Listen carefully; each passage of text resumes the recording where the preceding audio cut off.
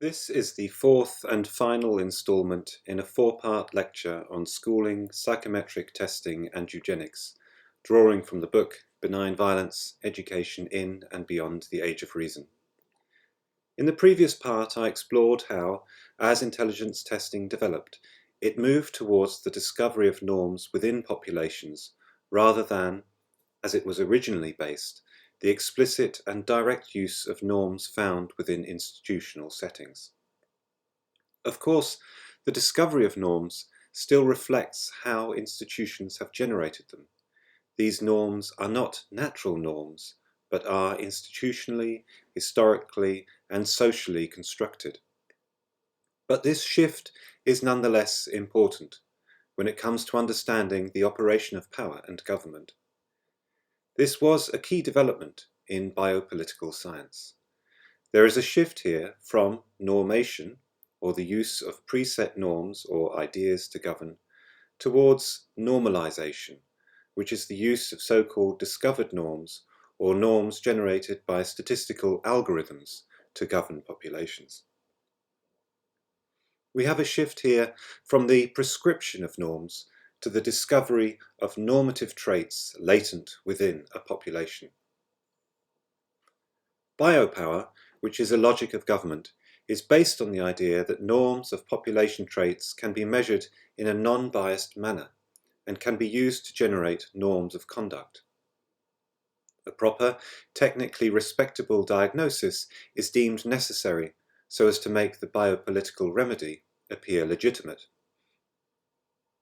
The shadow of power must be removed if a diagnosis is to be believed and obeyed. Hence the insistence on neutrality, on distinguishing between bad science and pseudoscience, between science that prejudges norms to science in discovery mode, a science that operates without prejudice. In a disciplinary context, the context discussed in the accompanying lecture on mass schooling and modern examination, the concealment of power was just another component technique in the creation of productive bodies. A panoptic prison, for instance, works through concealment, the concealment of the guard in the central watchtower. It functions because inmates never know for sure if they are being watched. The presence of a system of power is still obvious. It is as painfully clear as the fact of the cell walls within which the inmate is confined, or the disciplinary school within which the child may feel trapped. Disciplinary truth, the knowledge that is produced by disciplinary institutions, was judged not according to its neutrality as such, but according to its usefulness as a means to further perfect institutional architecture and forms of disciplinary control. Biopower, by contrast, is more sensitive about how the knowledge it produces is presented. It must conceal its operations of power because the apparent absence of power and the apparent presence of neutral, scientifically sanctioned truth form the basis of its claims to be able to compute the social good. Here, a more deliberate and self-conscious attempt is made to obscure the operations of power. In order to make recommendations for the good of society, expert groups must portray themselves as neutral, scientific, and uncorrupted. To the extent that the emerging human sciences owed their existence to disciplinary technique, to the knowledge that was produced by the newly established institutions of the 19th century, the asylums, hospitals, schools, prisons, and so on, they appeared neutral as if by accident. This was because disciplinary technique practiced a mechanical concealment of power. If the doctor hid behind a screen, for instance, it was only to inspect if the inmate had benefited from treatment and would act appropriately and be appropriately docile in the doctor's absence as well as the doctor's presence. Once the human sciences were connected to a biopolitical logic, however, the concealment of power and the appearance of neutrality become a more necessary part of their existence. In certain sections of the human sciences, and the medical and psychological ones too, when biases are noticed, they are denounced. There is a scramble for neutral ground, for a position of moral rectitude once occupied by those of righteous indignation. These preoccupations suit biopower well. The fight for neutrality and the fight against bias pose no threat to the biopolitical order. We have been set up, in other words.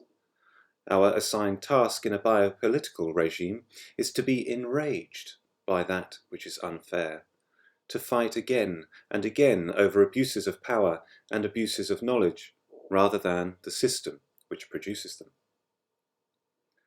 Biopower evacuates politics by claiming that it is only concerned with apolitical calculations of welfare.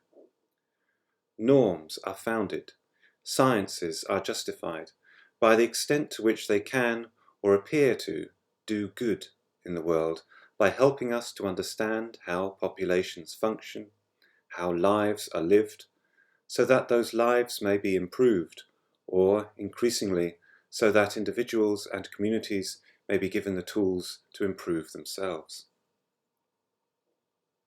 Of course, this evacuation of politics from political decision-making, which is the very stuff of centre-ground politics and social rule, is itself an ideological operation of power.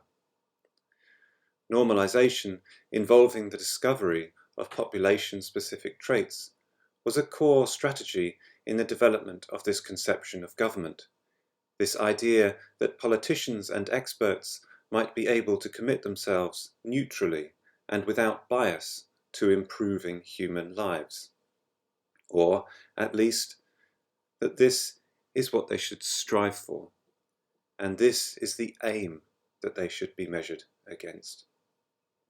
The discovery of population-specific traits of natural tendencies within human communities claims that these traits are independent phenomena, that they represent discovered truths that are inherent to the population under study. Due to its circularity, its attempts to discover healthy traits within a population rather than impose conceptions of health upon it, the self-evidence of biopolitical truth becomes almost incontestable. But let's go back again a few years. In the early years of normalization, the mass testing of World War I recruits was a major spur, returning data on 1.75 million men and providing norms on a national scale. This United States program developed tests that were no longer administered individually by a trained psychologist, but could be administered to large groups.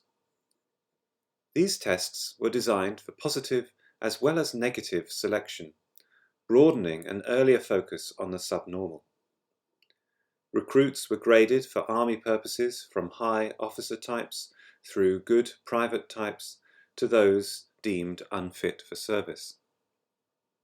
Although there was some resistance to the psychological expert within the army, the scientific status of testing was now established, and after the war there was a steady and lucrative stream of requests for the technology. The point scale approach was refined through the introduction of the Wechsler-Bellevue scale in 1939 and its revision, the Wechsler Adult Intelligence Scale, in 1955. These provide IQs that are no longer based upon the relative difference between mental age and chronological age, and are known instead as deviation IQs. Individual raw scores are converted to deviation IQs according to their deviation from central tendency in a particular individual's group. Thus, IQ is now directly expressed as a relative performance in a specific age group. The average score is arbitrarily set at 100 to allow comparability with earlier IQ tests that were also set at 100. Standard deviations for all groups are set at 15, so that more than 2/3 of all IQs will fall between 85 and 115 by default, that is, between one standard deviation above and below the mean. This is now the typical approach for IQ tests that refer directly to the normal distribution. Overall then, from Binet through Spearman, Stern, Terman and Yerkes to Wechsler, these were some of the steps that made normalization, the elevation of population level traits, a scientific possibility. This full appreciation of the population was a statistical perception, however. Population norms were derived from a pilot study of the test in which a representative portion of the population was examined. One could now rank geographically dispersed individuals according to a unitary trait, where each individual could be identified and dealt with according to his or her relative position in the normal distribution, becoming a case in an overall population. It was no longer necessary to assemble all those to be ranked in one place and compare them directly. One no longer had to amass individuals in a single institution and observe them for a period of time. The test had become a mini laboratory for the inscription of difference. It performed this geographic feat by assembling the population in its statistical constructs. This, of course, is our point of entry now, when it comes to understanding social and individual traits, with tendencies and norms that have been generated by surveys by a range of scientists and social scientists, and have become very much background assumptions, claims about what it might mean to live a healthy, happy, well-adjusted life, or to be a prosperous human or social being in specific social contexts. It is hard to see, although I hope this lecture has gone some way to help raise the suspicion, that our understandings, these understandings, are still constructs. These constructs are tied to a long history of attempts to manage populations by way of the discovery and manipulation of their basic characteristics. One reason why studying eugenic science around the turn of the 19th century and the decades either side is still useful is the fact that early eugenicists were unabashed about what they were up to. They explicitly tied their innovations in statistics and psychometric testing to arguments for governing human populations, for confining individuals, institutionalizing them, even sterilizing or killing them. Arguments that were also, and at the same time, reasons to admire science and believe that there is something inherently civilizing about the drive to improve people, populations, children, adults, and communities by way of education, by way of institutional reform, by innovations in administration and better management, and the perfection and improvement of government. These were and remain highly questionable assumptions and doubtful commitments.